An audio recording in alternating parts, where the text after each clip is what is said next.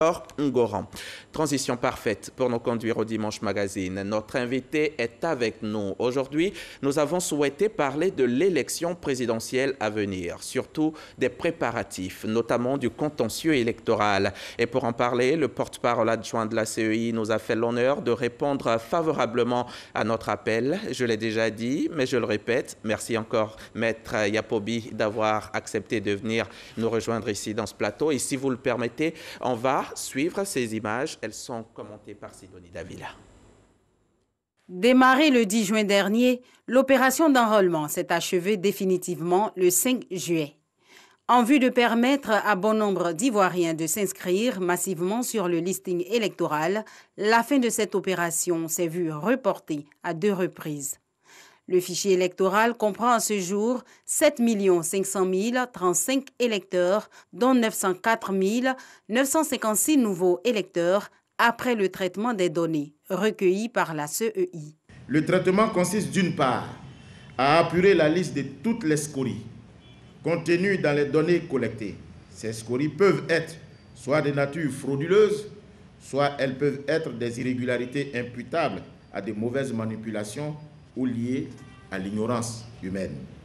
D'autre part, il est bon de le préciser également, le traitement vise à expurger de la liste de 2018 les personnes qui ne méritent plus d'y être, parce que décédées ou privées de leurs droits civils et politiques. C'est le mercredi dernier que la commission électorale indépendante a procédé à la remise officielle du fichier électoral sur clé USB, rangé dans une enveloppe aux partis politiques et aux potentiels candidats à la présidentielle du 31 octobre. La commission électorale indépendante, ayant joué sa partition, attend la contribution de tous à un autre stade de la révision de la liste électorale, appelé le contentieux. Objectif, avoir un listing électoral fiable en vue des élections transparentes et apaisées. Merci Sidonie Davila. Maître Yapobi Keti, merci encore d'être venu. La présidentielle, c'est dans 3 mois. 3 mois, presque jour pour jour. Est-ce que ça va? La CEI est prête? Tout va comme il faut? Oui, la CEI est prête. Elle est en train de s'apprêter pour qu'au 31 octobre prochain, tout soit prêt pour l'élection présidentielle. Là, vous êtes à la phase de l'affichage de la liste électorale. Exactement. En quoi elle consiste, effectivement? Alors, comme on a pu le voir dans l'élément tout à l'heure, le président Koulibaly, Cuibert, expliquait que la phase d'affichage était, après la révision de la liste électorale, nous passons à la phase du contentieux électoral. Oui. Donc, qui est précédé de l'affichage. Qui est précédé de l'affichage. Et je dois vous dire que l'affichage a commencé depuis hier. Hier? Et il va, oui, hier 1er août, pour s'étendre jusqu'au 5 août. D'accord. Et ensuite, vont démarrer les réclamations. Ensuite, le 5 août, vont démarrer les réclamations. Ça veut dire tout simplement qu'une fois les listes affichées, les listes provisoires affichées, les électeurs qui ont des réclamations à faire sur cette liste pourront venir dans les commissions locales pour porter leurs réclamations. Justement, quels sont les types de contentieux électoral? Le contentieux électoral sur quoi peuvent porter ces réclamations? Il est de 3 ordres. Il peut être sur l'inscription sur la liste électorale, c'est-à-dire que l'électeur a été omis de la liste électorale, tout simplement, et il vient pour faire savoir qu'il remplissait toutes les conditions pour être inscrit sur cette liste et qu'il ne comprend pas pourquoi il est omis. Donc, il vient avec ses justificatifs et la CEI examine sa requête et il fait droit, bien évidemment, si les justificatifs sont là. Ça, c'est pour le premier type. Les 2 autres. Ensuite, il peut porter la réclamation peut porter sur les inscriptions qui ont été faites. Les inscriptions en elles-mêmes existent, c'est-à-dire que l'électeur figure sur la liste, mais les données personnelles ne sont pas exactes. Il peut y avoir des erreurs sur le nom, par exemple, sur la date de naissance, sur le lieu de vote. auquel cas l'électeur vient porter sa réclamation pour que cela soit rectifié. Et puis, enfin, le troisième élément type de réclamation peut porter sur les radiations de la liste électorale. Ça veut dire tout simplement qu'un électeur peut venir porter une réclamation sur l'inscription qui a été faite d'un électeur, un autre électeur, en considérant qu'il n'avait pas le droit d'y être. Pour des raisons diverses, soit tenant à la nationalité ou à l'âge, etc., etc. Ça, ce sont les réclamations qui vont se faire les 5, 6, 7 C'est ça. août prochain. Et puis, la CEI, vous allez récolter les observations. Alors, oui, la CEI récolte les réclamations, elle les affiche. Donc, les réclamations se font donc sur 3 jours à compter de l'affichage. Oui. Et la CEI procède à l'affichage des réclamations au sein de toutes les commissions électorales. C'est-à-dire que dans chaque commission, la CEI reçoit les réclamations, les affiche, et pendant 3 jours, les 3 jours qui suivent, toute personne intéressée, électeur bien entendu, peut venir faire des observations sur ces réclamations-là. Oui, que la CEI récolte. Que la CEI récolte. Ça va se faire les 8, 9 et 10, 10 jours également. C'est ça, 10 jours exactement. Et les résultats seront donnés le 13 Après les observations. À partir des observations, la CEI va traiter en interne les demandes de réclamation, examiner si elles sont fondées. Pendant combien de jours? Pendant 3 jours. Jusqu'au 13. Et ensuite, ça, c'est les commissions locales, au sein des commissions locales. Ensuite, ces décisions qui vont être prises à la fin de l'examen fait par les commissions locales. Si on n'est pas satisfait? Non, on n'est pas encore à ce stade-là. D'accord. Les décisions vont être transférées au niveau central pour validation. Parce qu'il faut savoir que donc, les commissions locales vont traiter les réclamations, vont donner leur avis sur les réclamations.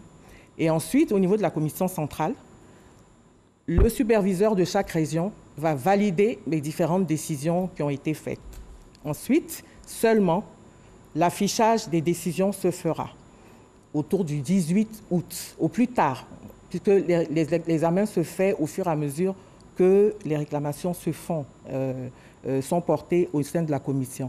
Donc, au plus tard, le 18 août, la CEI va afficher les décisions qui ont été prises sur les réclamations.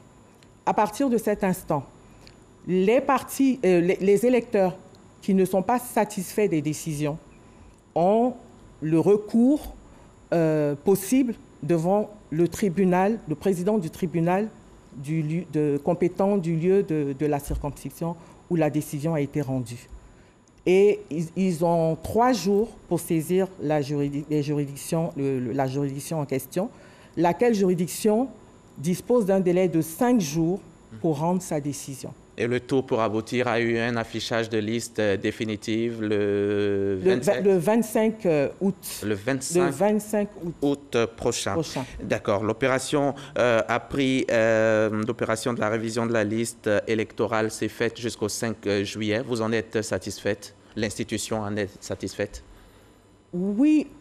Des résultats? Les résultats, en tenant compte des circonstances dans lesquelles la révision de la liste électorale s'est faite, on peut dire que nous sommes satisfaits. C'est quoi ces circonstances? Je veux parler du Covid, qui déjà, la pandémie en elle-même a été un frein non négligeable aux opérations d'enrôlement. Vous avez quand même reporté à 2 reprises.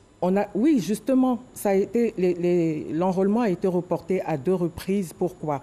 Parce que justement, au départ de l'opération, nous nous sommes rendus compte que les opérations étaient un peu lentes à démarrer pour diverses raisons.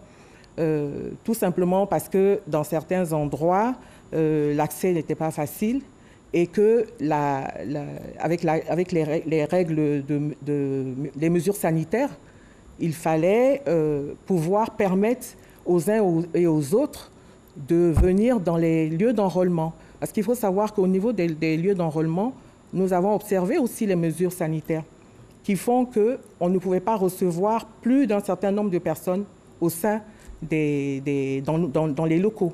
Est-ce que vos objectifs en termes de nombre d'inscrits ont été atteints? Nous sommes partis sur des objectifs qui étaient que des estimations, sachant que nous ne pouvions pas avoir de chiffres réels de la population cible, puisqu'il faut savoir que ceux qui étaient appelés principalement pour la révision de la liste électorale, c'était les nouveaux inscrits, les nouveaux majeurs. Dont le nombre était estimé à 3 millions à peu près. C'était estimé à 3 millions. Nous sommes aujourd'hui à 904 956 Même personnes. Pas le tiers, c'est... Même pas le tiers, mais quand on sait que dans un contexte, comme je dis, hors pandémie de l'année 2018, par exemple, nous n'avons eu que, la CEI n'a enregistré que 277 588 nouveaux inscrits, nouveaux majeurs.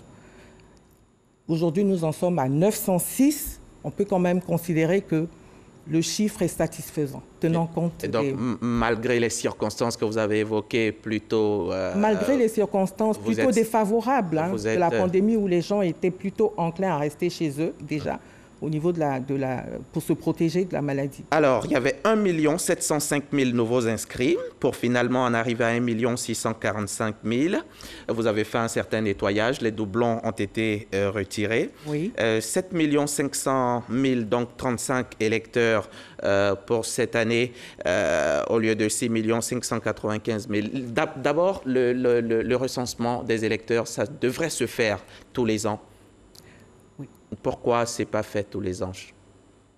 Effectivement, le Code électoral prévoit que la révision de la liste électorale se fait annuellement.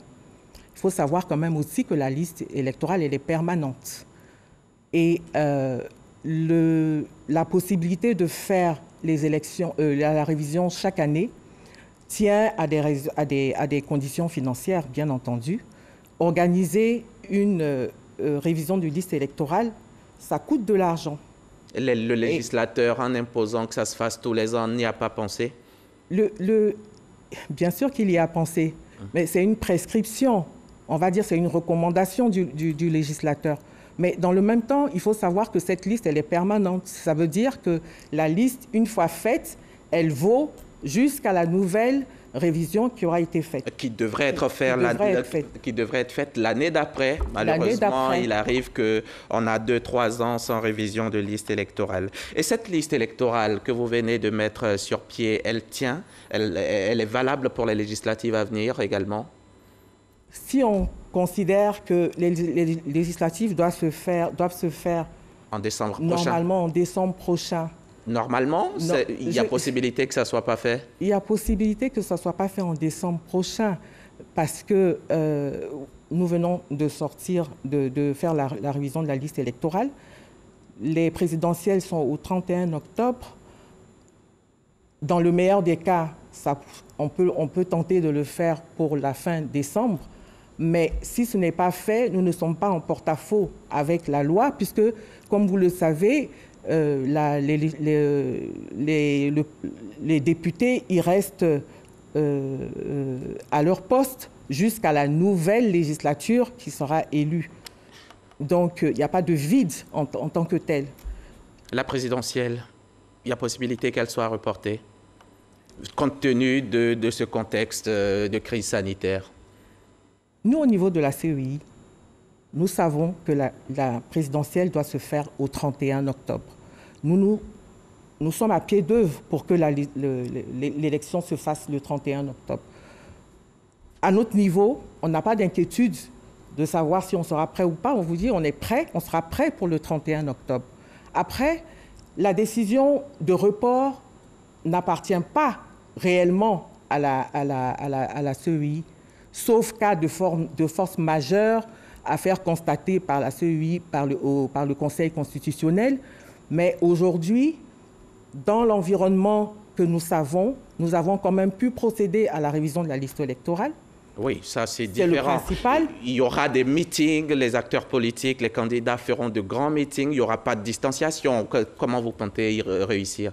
Vous en avez parlé aux autorités quand... Oui, les autorités politiques en charge des questions de sécurité, aussi bien sanitaires que autres, ont été contactées et sont à pied d'œuvre en concours avec la CEI pour bien encadrer toutes ces opérations à venir, de sorte que ça se fasse avec un maximum de sécurité. À la CEI, vous êtes conscient que ça peut se faire avec un faible taux de participation, vu que certains Ivoiriens auront peut-être peur d'y aller, de contracter la maladie?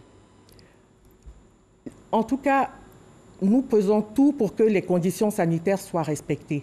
Il faut savoir que lorsqu'on ne peut pas respecter les distanciations sociales, le port du masque devient obligatoire. Donc au moins, chaque électeur peut porter son masque et ceux qui sont décidés à venir voter. Mais je n'ai pas de doute quant à la fréquentation, quant à la participation des électeurs, puisqu'on a pu observer, comme je vous l'ai dit tout à l'heure, l'enregistrement massif, dans le contexte, bien sûr, toute proportion gardée, l'enregistrement massif de nouveaux électeurs.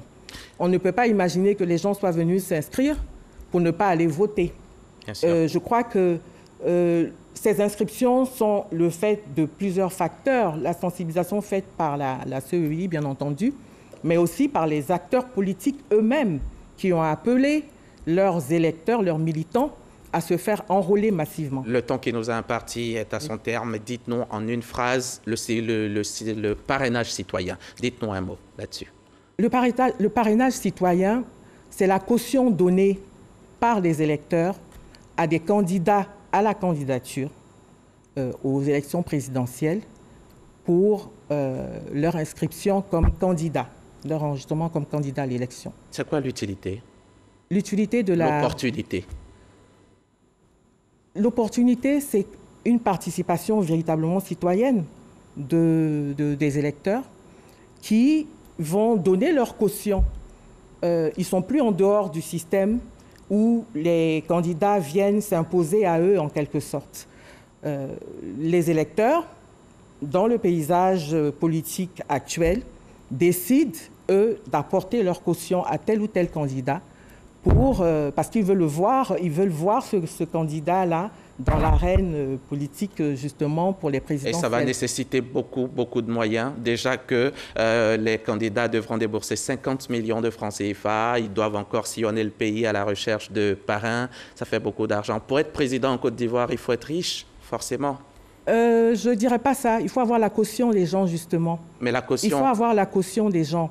La caution, c'est à l'élection, non? Oui, non. Le jour de l'élection. La caution pour être candidat, déjà.